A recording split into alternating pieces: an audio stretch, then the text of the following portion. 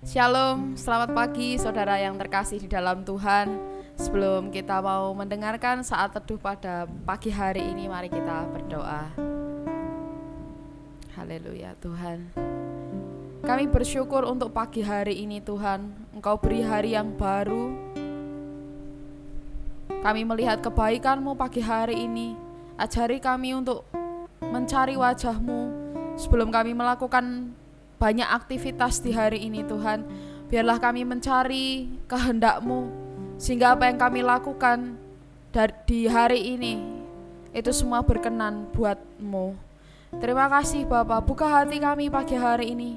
Biarlah kami siap mendengar firman-Mu. Berbicaralah Tuhan, sentuh hati kami pagi hari ini. Hanya dalam nama Tuhan kami Yesus Kristus kami berdoa. Haleluya, amin. Judul saat teduh pada pagi hari ini adalah Orphan Spirit. Beberapa hari yang lalu saya berjumpa dengan seseorang. Singkat cerita, orang itu menceritakan bahwa ia merasa sendiri, tidak bisa mendengar suara Tuhan seperti yang lain. Padahal dia juga melayani tanpa bolong. Kami lanjutkan obrolan kami sampai seluruh makanan di meja kami habis tak tersisa. Sepulang dari pertemuan itu, saya merenung. Apa yang membuat seseorang anak merasa tidak disayangi di dalam rumahnya sendiri? Seperti kisah perumpamaan tentang anak yang hilang di dalam kitab Lukas pasal 15 ayat yang ke-11 sampai yang ke-32. Selagi si bungsu berpikir apa yang ia katakan pada bapa untuk mendapatkan posisinya kembali sebagai anak, si sulung sibuk di ladang bersama upahan bapaknya. Si sulung tinggal dekat dengan bapa di rumahnya, tetapi mungkin ia lupa bahwa ia adalah seorang anak. Ia lebih banyak menghabiskan waktunya di ladang daripada berhubungan dengan bapaknya, karena ia tidak mengerti hati bapaknya yang ingin selalu berhubungan dengan anak-anaknya. Oleh karena itu, ia bersikap layaknya budak, bukan anak. Itulah spirit of orphans atau roh yatim. Si sulung memanifestasikan roh yatim dengan bersikap seolah-olah ia tidak memiliki bapa, tidak memiliki rumah. Padahal faktanya dia anak sulung yang memiliki hak sebagai ahli waris. Kerap kali kita melayani Bapa, Tuhan Yesus Kristus, tanpa memiliki hubungan dengannya. Itu yang membuat kita mudah tersinggung, iri hati, merasa dibedakan, atau bahkan merasa bisa menyelesaikan segala permasalahan sendiri. Sibuk melayani tanpa memberi waktu masuk dalam hadirat Tuhan yang membuat kita kehilangan kasih Bapa. Roh yatim diekspresikan dalam mentalitas budak, bukan anak atau ahli waris. Kembali ke kisah anak yang hilang. Sewaktu si bungsu memutuskan untuk kembali ke rumah dan bapaknya menerima si bungsu sebagai anak bukan sebagai upahan. Dalam Lukas 15 ayat yang ke-18 sampai yang ke-20, demikian firman Tuhan. Aku akan bangkit dan pergi kepada bapakku dan berkata kepadanya, Bapa, aku telah berdosa terhadap surga dan terhadap Bapa. Aku tidak layak lagi disebutkan anak Bapa. Jadikanlah aku sebagai salah satu upahan Bapa. Maka bangkitlah ia dan pergi kepada bapaknya. Ketika ia masih jauh, ayahnya telah melihatnya. Lalu tergeraklah hatinya oleh belas kasihan. Ayahnya itu berlari mendapatkan dia, lalu merangkul dan mencium dia. Ketika si sulung melihat penyambutan besar-besaran yang bapaknya buat untuk si bungsu, ia marah dan tidak mau bergabung dalam pesta penyambutan tersebut. Lalu bapaknya keluar dan berbicara dengan si sulung.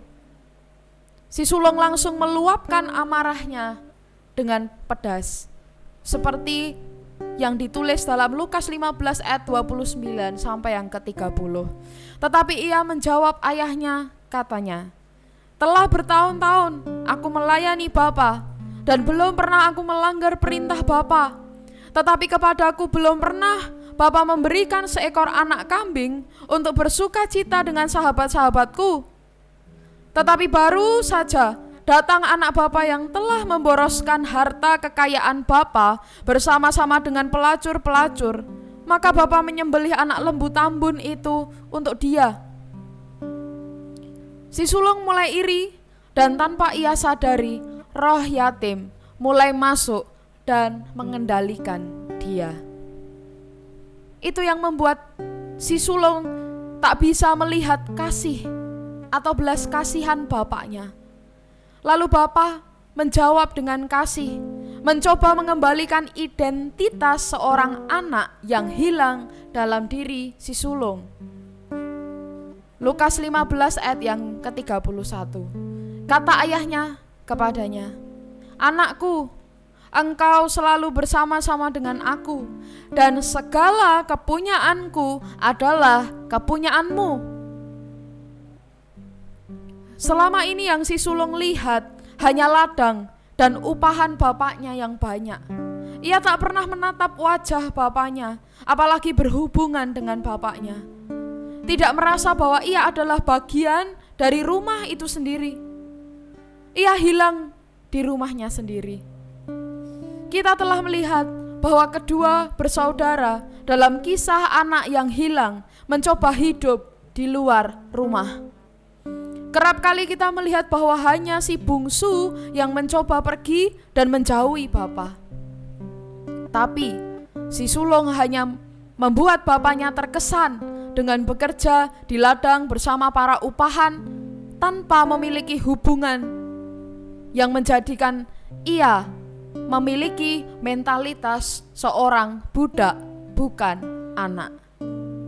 Keduanya telah kehilangan identitas sebagai anak, dan keduanya perlu untuk pulang ke rumah. Saudara yang terkasih di dalam Tuhan, apapun yang terjadi dalam hidupmu, mungkin banyak hal masa lalu yang membuat identitas yang sejati dalam hidupmu itu tersamarkan, sehingga hidup kita disetir oleh yang namanya dosa. Hidup kita disetir oleh ketakutan dan kekhawatiran. Tetapi pagi hari ini, dari saat teduh ini kita belajar bahwa Bapa begitu menginginkan sebuah hubungan yang dalam dan spesial dengan anak-anaknya. Bukan hanya dengan kita melayani setiap waktu, bahkan bukan dengan seberapa uang yang sudah kita beri di kantong persembahan gereja, tetapi bagaimana setiap hari kita memandang wajahnya, kita menyaksikan kebaikannya, kita mengangkat sembah, kita mengucap syukur atas kebaikan yang Tuhan sudah beri, mendengar apa yang Dia mau katakan, dan mentaati apa yang menjadi kehendak Bapa dalam hidup kita. Mari saudara, pagi hari ini buka hatimu dan masuk lebih dalam lagi ke hadirat Tuhan. Kami tahu pagi hari ini Engkau hadir Tuhan. Pagi hari ini Engkau menyentuh hati kami. Pagi hari ini Tuhan, tangan-Mu yang lembut itu mendekap kami di rumah kami masing-masing. Engkau datang sebagai Bapa. Buat kami mengerti Tuhan, bahwa bukan dengan seberapa sering kami memberi, bukan seberapa sering kami melayani yang menyukakan hati-Mu, tetapi seberapa waktu yang kami beri buat Engkau.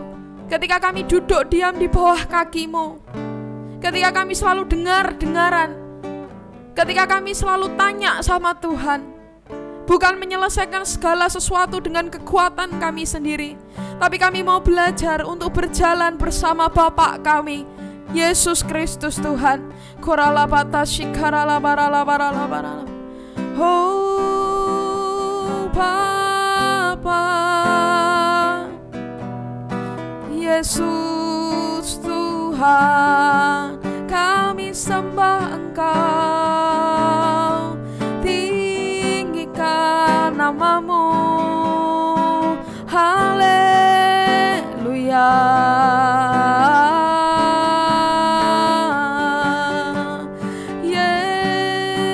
Yesus Tuhan, Bapa, Bapa kami, oh Bapa kami, haleluya. Oh Yesus Tuhan, mari angkat sembah-Mu, mari tinggikan nama Tuhan, panggil Dia Bapa, undang Dia untuk bertahta, untuk menetap dalam hidupmu. Ya Ralabayashe, Engkau Bapakku yang baik, bertahtalah dalam hatiku.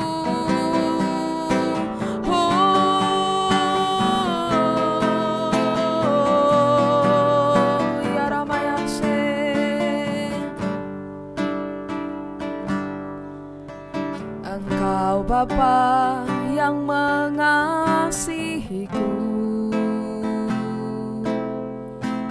tak Kau pandang bentuk dan rupaku. Engkau mengasihiku dengan sepenuh hati, tak pernah sama seperti dunia ini. Engkau Bapa yang mengajariku melewati awan yang kelabu. Kau buatku terbang bagaikan raja wali, mengatasi segala pencobaan. Kau Bapakku yang baik, mengerti bahasa tetesan air mata, tak Kau biarkan ku berjalan sendirian, sebab Kau Bapakku yang baik. Engkau sungguh baik, oh Tuhan. Engkau Bapa yang mengasihiku, tak Kau pandang bentuk dan rupaku. Engkau mengasihiku dengan sepenuh hati, tak pernah sama seperti dunia ini. Engkau Bapa yang mengajariku melewati awan yang kelabu. Kau yang buatku terbang bagaikan raja wali, mengatasi segala pencobaan. Kau Bapakku yang baik, mengerti bahasa tetesan air mata,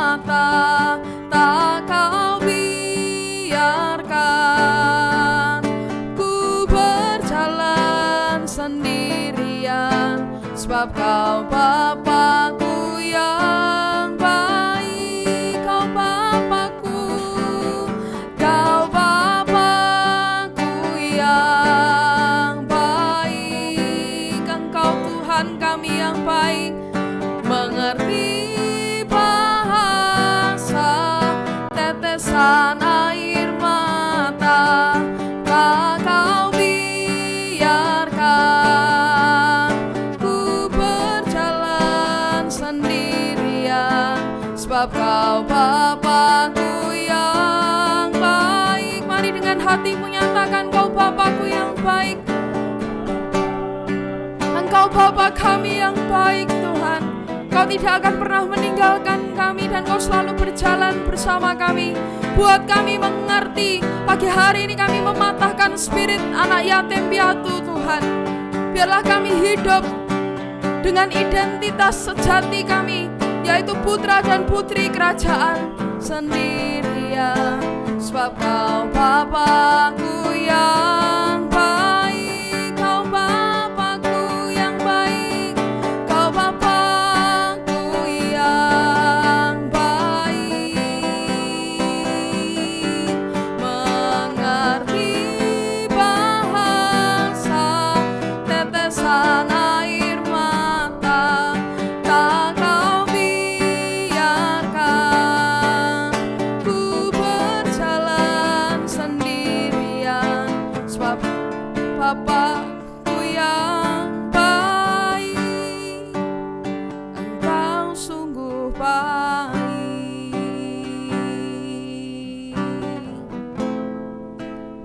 Engkau sungguh baik, Engkau sungguh baik Tuhan.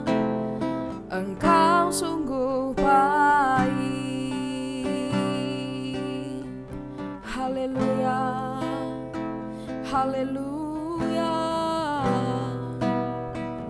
Biarlah hari ini Tuhan, kami melangkah, kami mengerjakan, kami beraktivitas bukan dengan identitas palsu kami, tapi dengan identitas kami yang sejati.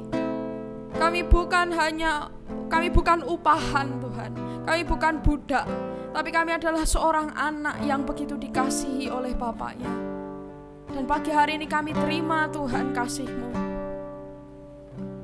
Kami membungkam mulut iblis untuk selalu menghakimi hidup kami, karena kami tahu dengan siapa kami melangkah, dengan siapa kami berjalan, yaitu dengan-Mu Bapa kami, Tuhan Yesus Kristus. Terima kasih Tuhan buat pagi hari ini. Kami berdoa, biarlah setiap apa yang kami kerjakan Tuhan, itu berkenan. Kami menyerahkan semua aktivitas kami dalam satu hari ini ke dalam tangan kuasa-Mu. Teruslah berbicara, teruslah arahkan, bimbing langkah kami menuju apa yang Tuhan mau. Terima kasih, segala puji hormat hanya bagi-Mu Tuhan. Hanya di dalam nama Tuhan kami Yesus Kristus kami berdoa. Haleluya, amin. Selamat pagi, selamat beraktivitas, Tuhan Yesus memberkati.